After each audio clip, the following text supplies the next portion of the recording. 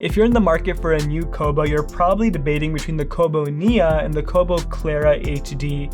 Both these devices are the entry-level Kobos. However, there's a very clear winner and which one you should get. In this video, I'll be doing a deep dive comparison and telling you exactly why you should not buy the Kobo Nia and you should buy the Kobo Clara. Hi there, Waheguru Ji Ka Khalsa, Waheguru Ji Ki Fateh. My name is Maneetpaul Singh. On this channel, we talk about the tools and techniques to read books more effectively so we can live a more intentional life. If that's something that you find interesting, consider pressing the subscribe button down below. Now, both these devices, the Nia and the Clara HD, are very, very similar. And in fact, the price difference is only $20 difference. The Nia is $100 and the Clara HD is $120. So right off the bat, because of the price, there really isn't much of a difference here. Unless you're on some extreme budget, paying the extra $20 will be totally worth the upgrade. Let me explain why I feel that way. First and foremost, let's discuss the build quality of both these devices. They both are made of plastic, but the Kobo Nia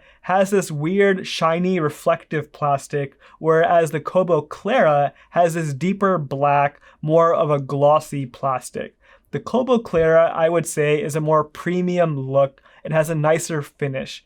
But the one downside to it is I do feel it gets more fingerprints than the Nia. But I do like the plastic overall better, even though it gets more fingerprints. The Kobo Nia does not show the fingerprints as much, but the plastic just feels a little bit cheaper. It just looks a little bit cheaper too. They both have this textured design on the back. All the Kobos have this. I'm not the biggest fan of this. Dust and crumbs can easily get stuck in it, but that's just something you're paying for the Kobo brand. Not the biggest deal. And I will also say the Clara HD has slightly smaller bezels, making it a slightly smaller device overall, even though they both have a 6-inch display. Now, speaking of the display, let's talk about the differences here. You're paying $20 more for an exponentially better display on the Clara HD. Even though they're both 6 inches, you're getting a much better resolution on the Clara HD at a 300 ppi resolution. That's the same resolution you're going to find on all the higher end Kobos as well as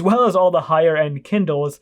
300 ppi is the standard resolution for an e-reader. It's not the biggest deal breaker. I think the Nia looks just fine. You will notice a small difference in quality if you look closely enough.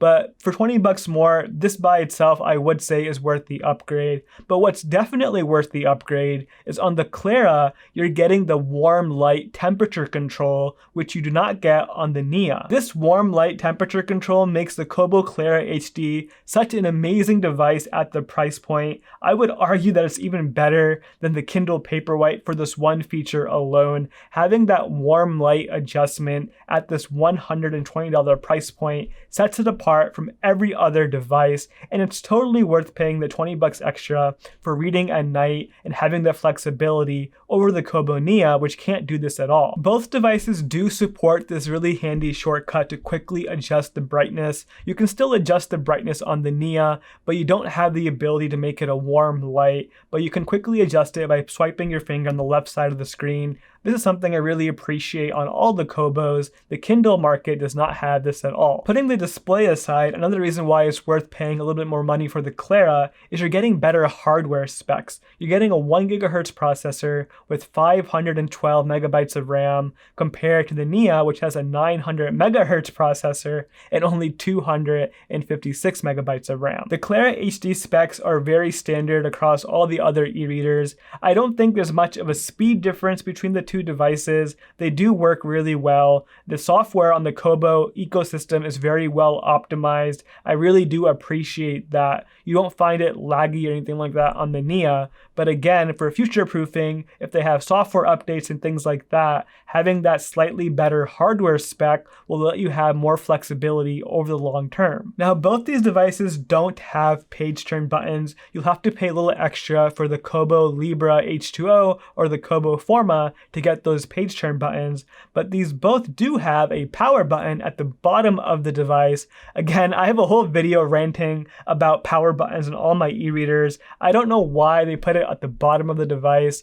It does work just fine. I do find the button on the Clara HD to be slightly larger and a bit easier to press, but they're both not very ideal. You kind of have to use your fingernail to press into it a little bit. It's a rubber button. I do like my Kindle buttons a lot better that protrude out out and they're much easier to press, they're more clicky, but these Kobo buttons, they work just fine. They are both also micro USB. I just really wish in 2021 they would make this a USB-C charger, but hey, you get what you pay for. It's not the biggest deal in the world. Putting those differences aside, both these devices are basically the same. They both have 8 GB of storage. They both do not have Bluetooth support for audiobooks, but the ecosystem on the Kobo is really, really good, especially if you use things like Overdrive or you want to use other book formats like sending in your own files from your computer. Both these devices have a lot of flexibility there. When it comes down to it, I would really recommend the Clara HD for that $20 more price point.